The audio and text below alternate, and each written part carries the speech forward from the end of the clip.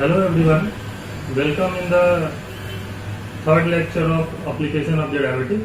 In today's lecture, we will discuss about the second application of derivative and that is approximation. तो यहाँ पे हम लोग discuss करने वाले हैं कि डिफरेंशिएशन को यूज करके हम अप्रोक्सीमेट वैल्यूज कैसे फाइंड आउट करते हैं. ठीक है, तो सबसे पहला जो कॉन्सेप्ट हम लोगों ने डिफरेंशिएशन में पढ़ा है that is F dash x जो होता है ना, एफ डैश एक्स किसके बराबर होता है, that is equal to limit delta x tending to zero F of x plus delta x minus F of x upon delta x. In general हम लोग एच यूज कर रहे थे, बट यहाँ पे मैं थोड़ा सा आसानी से समझाने के लिए डेल्टा एक्स यूज कर रहा हूँ एच की जगह पे. उससे कोई फर्क पड़ता नहीं है, मतलब चेंज इन एक्स जो है वो यहाँ डेल्टा एक्स है. तो डेल्टा एक्स यदि बहुत स्मॉल होता है that is very small tending to zero, तो एफ डैश एक्स कितना होता है, limit delta x tend to zero F of x plus delta x minus F x upon delta x and that is called d y by d x. We know this fact. तो यहाँ पे ये कब होता है, जब delta x tending to zero हो. But suppose delta x tending to zero नहीं है, सफिशिएंटली स्मॉल वैल्यू है, when delta x is sufficiently small, not tending to zero but sufficiently small, then we can say that f dash x must be approximately equal to f of x plus delta x minus f of x divided by delta x. ये approximately बराबर हो जाएगा. f of x बहुत ज़्यादा equal ही करीब आपका हो जाता है, क्योंकि लिमिट का मतलब आप जानते हैं limiting value F dash x के बराबर हो जाना, मतलब इसकी पूरी की पूरी जो वैल्यूज हैं वो एफ डैश एक्स के बराबर होता है, ऐसा हम जानते हैं. जब डेल्टा एक्स क्या है, टेंडिंग टू जीरो है. टेंडिंग टू जीरो इतना छोटा होता है कि हम उसको कहते हैं कि जीरो के बहुत नज़दीक, इतना नज़दीक है कि हम उसको कोई नंबर ही नहीं बता पा रहे हैं. लेकिन अब हम बात करें कि डेल्टा एक्स सफिशिएंटली स्मॉल है, दैट इज 0.001 है या 0.1 है, तो उस केस में एफ डैश एक्स की जो वैल्यू होगी वो अप्रोक्सीमेटली इसके बराबर हो जाएगा, f of x plus delta x minus F of x upon delta x के बराबर हो जाएगा. और यहां से हम लोग लिख सकते हैं कि एफ ऑफ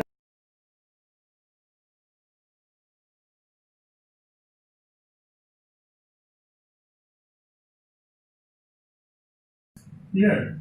तो ये एक फॉर्मूला बन जाता है जिससे कि हम लोग चेंज, यदि हम delta x sufficiently small change करें तो हम फंक्शन की वैल्यूज फाइंड आउट कर सकते हैं by using this formula, that is F of x plus delta x is equal to f x plus delta x f dash x. तो ये formula आपको याद रखना है जब भी आपको अप्रोक्सीमेशन के प्रॉब्लम्स करने हैं. तो यहाँ से आपको जो मैं अभी बताया हूँ कि एफ डैश एक्स जो होता है वो किसके बराबर होता है, limit delta x tending to zero F of x plus delta x minus F of x divide by delta x. But when delta x is sufficiently small, that means delta x is not tending to zero but delta x is very small, बहुत छोटा हो. Positive भी हो सकता है, negative में भी छोटा हो सकता है, लाइक 0.001 है या माइनस 0.001 है, ऐसा कुछ हम बात कर रहे हैं. पहले हम बात कर रहे थे कि delta x is very small tending to zero value, that means 0.00000 कितने भी आप जीरो डाल दीजिए वो उतना जीरो के नज़दीक था. समझ रहे हैं बात. अभी उतना तो जीरो के नज़दीक नहीं है, लेकिन डेल्टा एक्स फिर भी सफिशिएंटली स्मॉल वैल्यू है, टेंडिंग टू जीरो नहीं है बट 0.001 जैसा कुछ नंबर हो, तब भी हम ये कह सकते हैं कि एफ डैश एक्स जो होगा वो बराबर हो तो नहीं लेकिन अप्रॉक्सीमेटली बराबर होगा किसके, F of x plus delta x minus F of x upon delta x के. और ये आप जो है वो यदि फिगर देखेंगे तो उससे भी आपको समझ में आएगा. जैसे देखिए यहाँ पे जब हम लोग फंक्शन का ग्राफ बनाते हैं तो फिगर से समझते हैं कि जिस तरीके से मान लीजिए ये पॉइंट जो है उसको मैं x कह रहा हूँ और ये फंक्शन f ऑफ x है. ये जो पॉइंट है p that is nothing but x comma f of x and suppose this point is q and this is nothing but x plus delta x suppose. तो ये वाला q point जो होगा वो कितना होगा, इसका coordinate x plus delta x comma F of x plus delta x, ऐसा कुछ होगा. तो यहाँ पे जब हम लोग इस तरीके से लाइन खींचेंगे, दैट इज कॉर्ड खींचेंगे, इसको आगे यदि मैं बढ़ाऊं तो ये जो एंगल बनता है वो मान लीजिए साई है, ठीक है, या फाई है, कुछ भी लेट कर लेता हूँ। तो यहाँ से पी क्यू का जो स्लोप आएगा वो कितना आएगा, क्योंकि यहाँ से जो आप देखोगे तो ये चेंज कितना है, ये डेल्टा एक्स है, और ये कितना है, ये जो मान लीजिए ये पॉइंट एम है, तो क्यू से लेके एम तक का डिस्टेंस कितना होगा, f of x plus delta x minus F of x, this is Q M. तो और ये आपका पी एम कितना है, पी एम है आपका डेल्टा एक्स, और क्यू एम जो होगा वो कितना होगा, f of x plus delta x minus F of x कितना होगा, ठीक है, y2 minus y1, that is y coordinate का जो डिफरेंस होगा वही होगा ये। तो यहाँ से जब हम लोग ये tan साई, ये एंगल साई है तो ये एंगल भी कितना होगा, साई होगा। तो यदि हम tan साई फाइंड आउट करें, that is nothing but F of x plus delta x minus F of x divide by delta x. अब यही क्या होता है ना, जब ये Q पॉइंट जो है ना अप्रोच करने लगता है P को, है ना, बहुत नजदीक आ जाए P के, तो हम कहते हैं कि delta x tending to zero है। तो उस कंडीशन में जो है वो dy बाई डी एक्स कितना होता है, dy बाई डी एक्स जो होता है वो होता है limit delta x tending to zero, clear, f of x plus delta x minus F of x divide by delta x. अब यहीं पे ऑब्वियस सी बात है कि जैसे ही मैं कहूँगा कि डेल्टा एक्स जीरो को तो टेंड नहीं कर रहा है, but delta x is very much approaching to very approximately zero. Approximately zero और टेंडिंग टू जीरो में डिफरेंस है। अप्रोक्सीमेटली जीरो का मतलब होता है 0.001, but tending to zero that is a very small quantity nearer to zero which we can not imagine, है ना। तो यहाँ पे जो है वो dy बाई डी एक्स को हम कह सकते हैं कि अप्रोक्सीमेटली इसके बराबर हो जाएगा, और जब ये इसके अप्रोक्सीमेटली बराबर हो जाएगा, dy बाई डी एक्स इसके अप्रोक्सीमेटली बराबर हो जाएगा, तो यहाँ से मैं लिख सकता हूँ कि f of x plus delta x minus F of x must be equal to delta x dy by d x, okay. Delta x इधर मल्टीप्लाई कर सकता हूँ, और सॉरी यहाँ इक्वल टू का साइन नहीं, अप्रोक्सीमेटली इक्वल का साइन हम ले सकते हैं, और फिर यहाँ से हम लोग वही सेम फार्मूला हमारे पास आ जाएगा, f of x plus delta x is equal to f of x plus approximately equal to f of x plus delta x, and dy by d x is nothing but f dash x. तो ये formula हमारा यहाँ से मिलता है। तो जैसे कि मैंने बताया ये फार्मूला आप याद रखिए। अब मैं कुछ प्रॉब्लम्स यहाँ पे एक दो प्रॉब्लम करवा देता हूँ जिसके थ्रू आप समझ सकते हैं कि कैसे हम इस प्रॉब्लम्स को सॉल्व कर सकते हैं by using differentiation.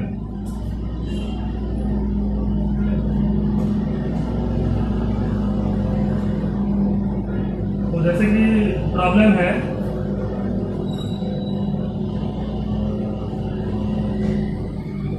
Find the approximate value of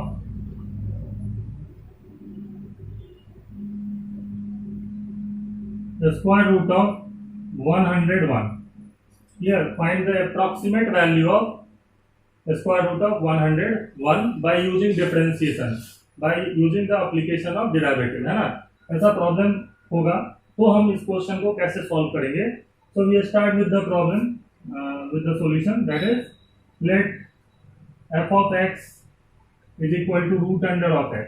मान लेते हैं कि एफ एक्स कितना है, रूट एक्स है, क्योंकि इस तरीके का फंक्शन हमको लेना है कि तो f of x plus delta x जो होगा वो कितना हो जाएगा, root under of x plus delta x कहेंगे उसको, है ना। तो मुझे किसकी वैल्यू निकालनी है, ऐसे समझिए कि x जो है इसमें वो 100 है, मतलब 100 का स्क्वायर रूट हम निकाल सकते हैं, बहुत इजीली हमें पता होता है 10 है। तो late x equal to 100 and delta x is equal to 1. So we can easily say that f of 100 plus 1 that is equal to root under 100 plus 1 that is root under 101 f of x plus delta x होगा।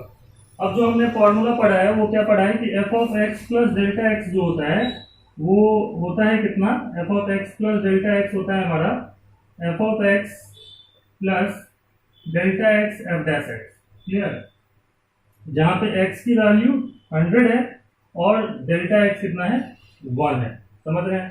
तो सब अब इस फॉर्मूले में x की value और delta x की वैल्यू पता है मुझे, तो मैं fx को हमें पता ही है, f of x is equal to root under x, delta x पता ही है, f डैश x नहीं पता, तो पहले एफ डैश एक्स निकालूंगा और फिर एक्स की जगह 100 और डेल्टा एक्स पुट कर दूंगा। इसको इक्वेशन 1 लिख लेता हूँ, ठीक है। तो f dash x is nothing but 1/2 root x. Root x का डिफरेंशिएशन कितना होता है? 1/2 रूट एक्स होता है। तो अब यहाँ पे मुझे क्या निकालना होगा? एफ डैश 100 निकालना होगा। एक्स की वैल्यू कितनी है? 100 है, तो एक्स की जगह 100 पुट कर देते हैं। तो f dash 100 is equal to 1/2 root under 100 and that is 1/2 into 10, that is 1/20 and that is 0.05, that is equal to 0.05 here। तो f dash x f dash 100 कितना आया है? 0.05 आया है। और f of 100 भी निकाल लेते हैं। तो f of 100 कितना आएगा? that is equal to root under 100 and that is nothing but 10। अब हम क्या करने वाले हैं? ये जो हमने अभी f of x plus delta x that is root under x plus delta x है, उसकी वैल्यू हम निकाल सकते हैं। और वो कितनी हो जाएगी? देखिए यहाँ पे ध्यान से, f of x plus delta x that is nothing but root under of x plus delta x. यहाँ पे x की जगह मैं पुट कर देता हूँ 100 और डेल्टा x की जगह 1, that must be equal to f of 100 that is x की जगह 100 प्लस डेल्टा x कितना लिया था हमने? 1 इंटू एफ डैश 100, एक्स की वैल्यू 100। अब ये कितना हो जाएगा? एफ 100 कितना है? 10 है, plus 1 into F dash 100 and F dash 100 कितना निकाला है? That is 0.05 and the answer is 10.05। तो द अप्रॉक्सीमेट जो वैल्यू है वो हम निकाल रहे हैं कि 10.05 अप्रॉक्स वैल्यू है इसकी। समझ रहे हैं बात? तो इस तरीके से ये प्रॉब्लम जो है वो हो जाता है हमारा सॉल्व। अब देखिए, इस टाइप के बहुत सारे प्रॉब्लम हो सकते हैं जिनको हम आसानी से सॉल्व कर सकते हैं। जैसे ये नेक्स्ट प्रॉब्लम देखते हैं अप्रॉक्सीमेशन पे। Approximate value of 82 to the power 1/4, इसका अप्रॉक्सीमेट वैल्यू निकालना है। तो जैसे कि आपको पता होना चाहिए कि जो हम 3 का पावर 4 कितना होता है? 81 होता है, ठीक है। तो यहाँ तो 82 है, तो 81 का पावर 1/4 हम निकाल सकते हैं। फोर्थ रूट ऑफ 81 निकाला जा सकता है। तो 81 जो है ना वो हमारा x हो जाएगा और डेल्टा x 1 लेट कर लेंगे यहाँ पर, ठीक। तो इस क्वेश्चन को सॉल्व करने से इसके लिए सबसे पहले तो मैं fx लेट करूंगा यहाँ पे। Let f of x is equal to x to the power 1/4, clear. Also let x कितना लेट कर लेना चाहिए यहाँ पे हमें? 81 एंड डेल्टा एक्स भी, इसलिए प्रॉब्लम में भी 1 था, इसमें भी हमने 1 ही लेट करना है क्योंकि 81 प्लस 1 जो है वो 82 हो जाता है। अब हम क्या करेंगे? इस फंक्शन का एफ डैश एक्स निकालेंगे। तो एफ डैश एक्स कितना हो जाएगा इसका? 1/4 x to the power 1/4 minus 1 and that is equal to 1/4 x to the power minus 3/4 and that is equal to 1/4 x to the power 3/4। इस तरीके से एफ डैश एक्स आ जाएगा। अब हम यहाँ पे जैसे कि हमें क्या निकालना है? F of x plus delta x निकाल लें तो हमें समझ जाना चाहिए कि एफ ऑफ 82 निकाल रहे हैं। F of 82 is 82 to the power 1/4। तो f of x plus delta x is equal to f of x plus delta x f dash x, clear. And that is equal to f of x कितना है हमारा? X to the power 1/4 है और delta x लिख लेते हैं फिलहाल के लिए, और एफ डैश एक्स कितना है? 1/4 एक्स टू द पावर 3/4 है। अब इसमें x की जगह 81 और डेल्टा x की जगह 1 पुट करेंगे तो f ऑफ 82 निकलेगा। And f of 82 is equal to 81 to the power 1/4 plus 1 into 1/4 into 81 to the power 3/4। अब ये सॉल्व करेंगे तो कितना आएगा? 81 का power 1/4 is 3 plus 1 divided by 4 into 81 to the power 1/4 is 3 and 3 to the power 3 आएगा यहाँ पे। समझ रहे हैं बात? तो ये हो जाएगा 3 plus 1/4 into 27 that is equal to 3 plus 1 divided by 20 into 4 108 आने वाला है यहाँ। 3 प्लस, अब यहाँ पे तो 0 पॉइंट डालेंगे तो एक जीरो और डालना पड़ेगा, एक जीरो और डालना पड़ेगा, तो 1008 9 जा 972 होगा। ठीक है, तो 0.009 और भी चाहे तो आप आगे डेसिमल प्लेसेस में लिख सकते हैं। तो 3.009 जो है वो इसका आंसर होगा। अप्रॉक्सीमेट आंसर कितना होगा? 3.009 आएगा। तो the third application of derivative is interpretation of dy by dx as a rate measure, और you can say that instantaneous rate of change कहते हैं इसको, है ना, रेट ऑफ चेंज, और you can say that simply instantaneous rate of change. तो जैसा कि हमें पता है शुरुआत से कि एफ डैश एक्स जो होता है वो कितना होता है? Limit h approaching to zero F of x plus H minus F of x upon h. तो इंस्टेंटेनियस रेट ऑफ चेंज इसलिए कहते हैं क्योंकि ये जो चेंज है वो वाई में चेंज है। फंक्शन में आप ध्यान से देखिए, तो जब फंक्शन चेंज होता रहता है, अलग अलग वैल्यू एक्स के चेंज होने से आती रहती है, तो ये एक्स प्लस डेल्टा एक्स। तो जब आप पी पॉइंट और क्यू पॉइंट को मिलाते हैं तो पी और क्यू का जो स्लोप होता है, slope of P Q, that is nothing but ये फंक्शन, यदि एफ एक्स लिखोगे आप इस फंक्शन को, तो स्लोप ऑफ पी क्यू कितना आता है? F of x plus delta x minus F of x divide by delta x, and that is nothing but delta Y by delta X. Clear? Change in Y with change in Y ये हुआ है, that is F of x plus delta x minus F X, क्योंकि Q point कितना होता है?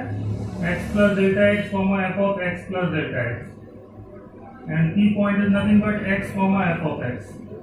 तो ये change delta x है, और ये चेंज कितना है? एक्स में डेल्टा एक्स का चेंज हुआ है और वाई में डेल्टा वाई का चेंज हुआ है। तो इसको हम स्लोप ऑफ पी क्यू कहें, या सिंपली हम इसको कहते हैं average change in Y with respect to X. Clear? इसको एवरेज चेंज कहते हैं क्योंकि y में x के रिस्पेक्ट में चेंज हुआ है, x के चेंज होने से y में चेंज हुआ है। ठीक है ना? तो कितना चेंज हुआ है y में विद रिस्पेक्ट टू x, वो उसको हम एवरेज रेट ऑफ चेंज कहते हैं। लेकिन जब हम बात करते हैं delta x tending to zero, that means Q point is just approaching to the point p, तो p पॉइंट पे हम लोग इंस्टेंटेनियस रेट ऑफ चेंज निकाल लेते हैं। दैट मींस यदि हम यहीं पे delta x tending to zero कर दें, that is H tending to zero कर दें, तो हम क्या कहते हैं कि हम एक्स पॉइंट पे जो है वो इंस्टेंटेनियस रेट ऑफ चेंज निकाल रहे हैं। That means F dash x not, यदि हम बात करें एफ डैश एक्स वन की बात करें, तो limit H tending to zero F of X one plus H minus F of X one divided by X. That means किसी particular point की हम बात करेंगे तो वहां इस तरीके से हो जाएगा। समझ रहे हैं बात? ऐसा, तो इसी को हम क्या कहते हैं? dy by dx at x equal to x1। ठीक है, and that is called rate of change, और simply instantaneous rate of change भी कहते हैं। Now we start with the problems in which we have to find the rate of change. So the problem is displacement s of a particle at a time t is expressed as s equal to 1 by 2 t cube minus 6t. That means the displacement is a function of time here. s क्या है? t का function है, t change होने से displacement change हो रहा है, but with this formula. Okay? So s is a function of t, और you can say that st, जिसको हम fx कहते थे, तो x में expression होता है, इसको हम st भी लिख सकते हैं, s और उसके बीच में t इस तरीके से, लेकिन इसको सिंपली एस लिखा गया है प्रॉब्लम में। Find the acceleration at a time when the velocity vanishes. तो पूछा गया है कि हमें एक्सेलरेशन फाइंड आउट करना है किस टाइम पे, जब वेलोसिटी जीरो हो जाए। तो इस प्रॉब्लम को सॉल्व करने के लिए सबसे पहले तो आपको थोड़ा वेलोसिटी वगैरह के बारे में पता होना चाहिए कि velocity is nothing but instantaneous rate of change of displacement with respect to time, है ना। तो यहाँ पे जो हमारा सॉल्यूशन स्टार्ट करेंगे हम लोग, तो s को पहले लिख लेते हैं। s कितना दिया? 1 by 2 t cube minus 6t, and the velocity v, let v is the velocity, and that is equal to d of half t cube minus 6t with respect to t, and that is equal to half into 3t square -6 इतना आ जाएगा, क्योंकि half तो constant है, बाहर जाएगा, T cube का 3t² -6 and that is nothing but 3/2t² -6। ये velocity है, समझ रहे हैं बात। वेलोसिटी भी एक फंक्शन है, जैसे मैंने बताया आपको कि फंक्शन का डिफरेंशिएशन भी एक फंक्शन होता है, उसी तरीके से आपको समझना है कि डिस्प्लेसमेंट टी के रिस्पेक्ट में चेंज हो रहा है, तो वेलोसिटी भी टी के रिस्पेक्ट में ही यहाँ चेंज होगा। अब acceleration suppose is A and that is nothing but dv/dt, और you can say that double differentiation of s with respect to t, d2s/dt² and that is nothing but d 3/2t² -6 dt and that is 3/2 into 2t, और 6 का तो 0 हो जाएगा, तो यहाँ से कितना आ रहा है 3t आ रहा है। तो dv/dt that is acceleration is also a function of time and that is 3t। यहाँ पे आगे हमें ये पूछा गया है कि हमें dv/dt कहाँ निकालना है, जहाँ पे v 0 हो जाए, समझ रहे हैं बात। तो v किस पॉइंट पे, किस टाइम पे 0 हो रहा है, उसके लिए मुझे क्या करना पड़ेगा, v को 0 होना करना पड़ेगा। So put v equal to 0 and from there we get 3/2t² -6 equal to 0 and that is 3t² is equal to 12 and that is t² is equal to 4 and from here we get t equal to 2। Time कितना है, 2 है। इस तरीके से हम find out कर लेंगे, ठीक। अब एट t इक्वल टू 2 हमें क्या निकालना है, dv एक्सेलरेशन निकालना है। So acceleration at t equal to 2 is dv/dt, और as you can say that v equal to 0 पे, या इसी को हमने अभी जैसे पता किया कि तो dv/dt हमें निकालना है t इक्वल टू 2 पे and that is equal to 3 into 2 and that is equal to 6। The second problem of the rate of change is on the curve x cube is equal to 12y, find the interval of values of x for which abscissa changes at a faster rate than the ordinate। abscissa का मतलब होता है x coordinate, ordinate का मतलब होता है y coordinate. तो x coordinate y coordinate के रेस्पेक्ट में ज़्यादा तेजी से इंक्रीज हो रहा है, उस x की वैल्यूज निकालनी है, मतलब इस फंक्शन में जो है हमें उस x की वैल्यूज निकालनी है जिस x पे एब्सिसा ऑर्डिनेट के रिस्पेक्ट में ज्यादा तेजी से इंक्रीज हुआ है, ठीक है ना। तो यहाँ पे इस क्वेश्चन को सॉल्व करने के लिए सबसे पहले तो मुझे क्या निकालना होगा, इसका रेट ऑफ चेंज निकालना होगा, क्योंकि जो dy/dx होता है that is nothing but rate of change in ordinate with respect to abscissa. dy/dx क्या होता है, dy/dx is rate of change in y with respect to x at a particular instant। हम फाइंड आउट करते हैं यदि हम dy/dx किसी particular point पे निकाल रहे हो, लेकिन यदि हम पूरे को समझने की कोशिश करें तो dy/dx is nothing but rate of change in y with respect to x, that is rate of change in ordinate with respect to abscissa, and that is we have the problem that is x cube is equal to 12y। यहाँ से सबसे पहले मैं dy/dx निकालूंगा and x के respect में both side differentiate करता हूँ, तो यहाँ से हमारे पास आएगा इस तरीके से, and that is this simply implies that 3x² is equal to 12 dy/dx and that will give us dy/dx is equal to x²/4। Okay, ये आ जाएगा हमारे पास। And the according to the question होना क्या चाहिए, dy/dx जो है वो ऑब्वियस सी बात है, एब्सिसा ज्यादा तेजी से इंक्रीज हो रहा है, मतलब dx का जो रेट ऑफ चेंज है वो ज्यादा है, मतलब फास्टर है विद रिस्पेक्ट टू dy। तो dx ज्यादा फास्ट दैट मीन ज्यादा वैल्यू होगी dy के रिस्पेक्ट में, तो dy/dx की वैल्यू क्योंकि ये ज्यादा है, डिनोमिनेटर जो है वो dx रहता है जो कि ज्यादा है, इसके रिस्पेक्ट में ये ज्यादा तेजी से चेंज हो रहा है, तो मतलब इसकी वैल्यू इसके रिस्पेक्ट में ज्यादा है, ठीक है। तो dy/dx लेस देन 1 होगा, और ऑब्वियसली ये पॉजिटिव नेगेटिव दोनों ही में हो सकता है चेंज, तो इसलिए हम लोग modulus of dy/dx less than 1 लिखेंगे, समझ रहे हैं बात। और यहाँ से हम लिखेंगे, इसका मतलब है कि modulus of x²/4 is less than 1 and from here we get x² का जो मॉडुलस है वो लेस देन 4 होगा, and that implies modulus of x squared is nothing but x squared, because x squared is always positive and less than 4, and that means x is lying between -2 to +2.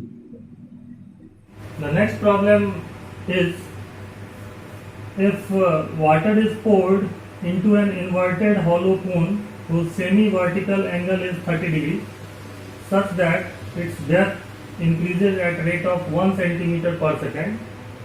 Find the rate at which the volume of water increases when the depth is 24 centimeter.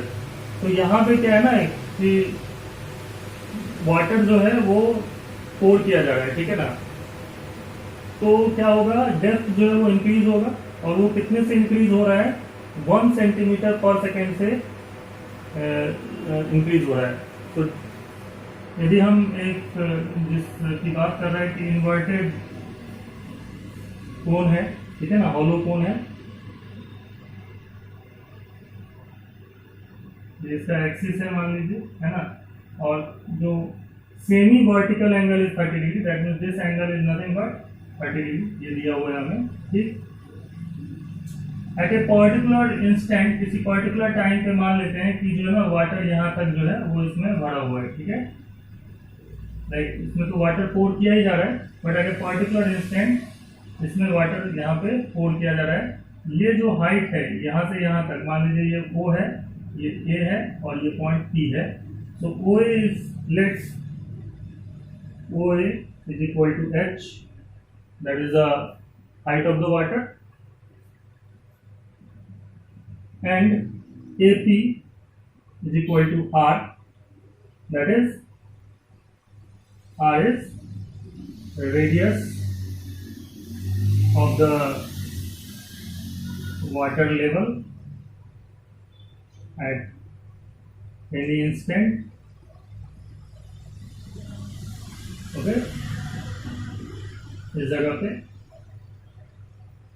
अब यहाँ पे हम जो इसको R कह रहे हैं और ये कितना है, H है, ठीक है, समझ रहे हैं बात, H. तो इस इंस्टेंट में tan 30 degree in triangle OAP, tan 30 degree is equal to, अब इस ट्राइंगल में यहाँ तो 90 डिग्री होगा, ये एंगल 30 डिग्री है, तो tan 30 डिग्री कितना होता है, AP upon AO, and that is nothing but R by H, and from here we get tan 30 degree is 1 by root 3, and that is equal to R by H, and from here we get R equal to root 3H, sorry, R equal to H by root 3, take it as 1. Again, what is given in the question, that H is changing, that is depth of this water level is changing at the rate of 1 centimeter per second. So obviously it is with respect to time. So according to the question, it is given that dH by dt is equal to 1 centimeter per second. And we know this fact that volume is equal to 1 by 3 pi R square H. तो हमसे पूछा क्या गया है question में, find the rate at which the volume of water increases when the depth is 24 centimeters. So we have to find dV by dt when H is equal to 24 centimeter. Okay, that is the problem. So now we will find dV by dt first. But since we know this fact, the volume is a function of radius and height both, so first convert it into the function of height only. 1 by 3 pi R square. R is nothing but H by root 3, so H by root 3 whole square into H. Since we know this fact that in this type of vessel, R is nothing but H by root 3. So we have 1 by 9 pi H cube. That is the volume. So dV by dt is equal to dV by dH into dH by dt, because volume is a function of height and height is a function of time. So that is 1 by 9 differentiation of 1 by 9 pi h cube with respect to dh into dh by dt, and that is dh by dt is fixed, that is 1 centimeter per second. So in the place of dh by dt we put 1.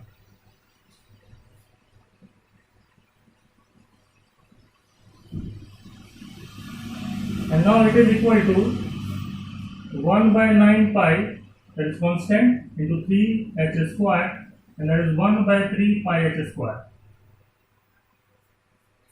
So now we have to find dv by dt when the depth is 24 centimeter, and that is equal to 1 by 3 pi into 24 square, and that is 1 by 3 into pi into 24 into 24, and that is 3 8 are 24, and that is nothing but 28 are 160, 8 4 are 32, that is 192 pi centimeter cube per second. Okay, that is the rate of change in volume with respect to time. तो इस तरीके से ये problem भी हो जाता है हमारा सॉल्व. तो प्रॉब्लम को किस तरीके से अप्रोच करना है ये हमें सीखना होगा, और फिर आगे जो है वो हम प्रॉब्लम इजीली सॉल्व कर सकते हैं. The next problem is a man 1.6 meter high walks at the rate of 30 meter per minute away from a lamp which is 4 meter above ground. How far the man's shadow lengthen? Okay, so the first thing is that you have to make a diagram, and that is a man 1.6 meter high walks at the rate of 30 meter per minute away from a lamp which is 4 meter above the ground. So there is a lamp. Okay, suppose this is a lamp PQ, and that is a length 4 meter. The man on the ground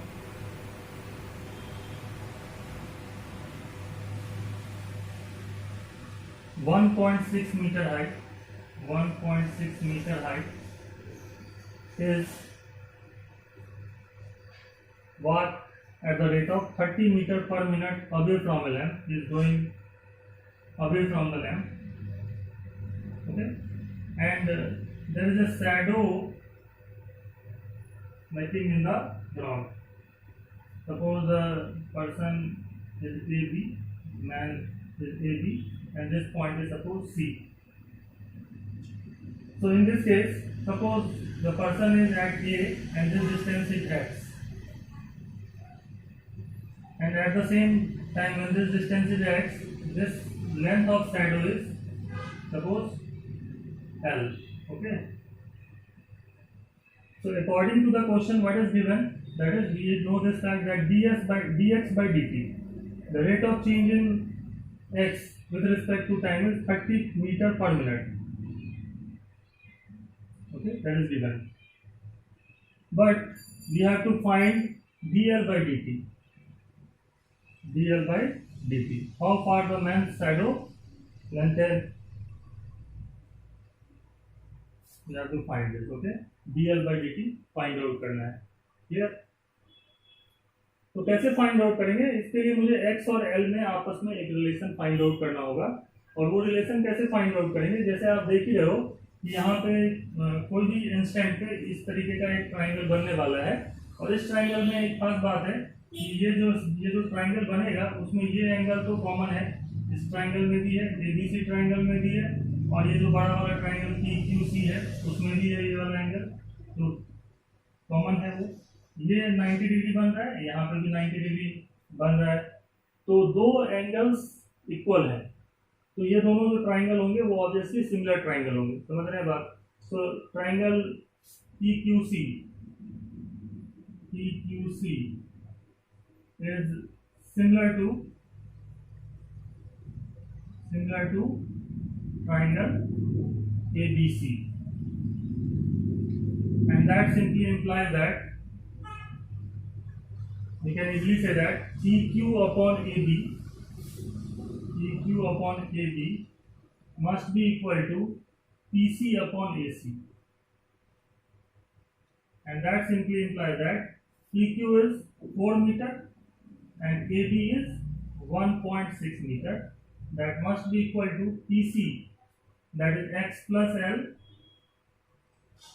and this is PC, that is x plus L, and AC, that is nothing but L. So from that simply implies that we can easily remove decimal from here. We can write 40 और ये decimal point चला जाएगा यहाँ से.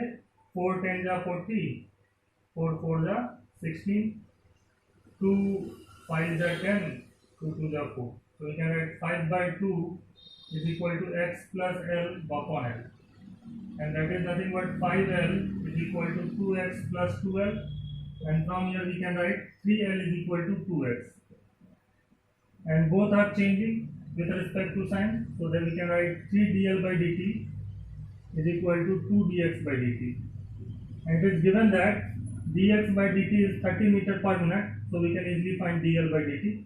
So dl by dt is equal to 2 by 3 dx by dt, and that is equal to 2 by 3 into dx by dt is 30 minute, so per minute, so that is 3 10 30, 20 meter per minute.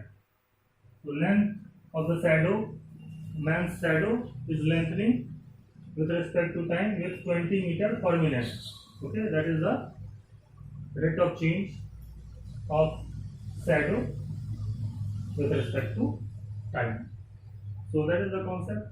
तो geometrically हो या problems के अंदर आपको कहीं से भी एक जो है वो हिंट मिलता हो जिसके थ्रू आप उसको अप्लाई करते हुए क्वेश्चन को सॉल्व कर सकते हैं, तो इस तरीके से रेट ऑफ चेंज वाले जो प्रॉब्लम है वो हम इजीली सॉल्व कर सकते हैं. तो आज की क्लास में हम लोग रेट ऑफ चेंज पढ़े हैं, उस पर क्वेश्चन आप लोग कर सकते हैं. एनसीईआरटी से करिए प्रॉब्लम सबसे पहले, फिर जो असाइनमेंट में दूंगा उसको करना है. तो नेक्स्ट क्लास में इंक्रीजिंग डिक्रीजिंग फंक्शन के ऊपर हम डिस्कशन करेंगे. ठीक है, दैट इज मोनोटोनिसिटी के ऊपर.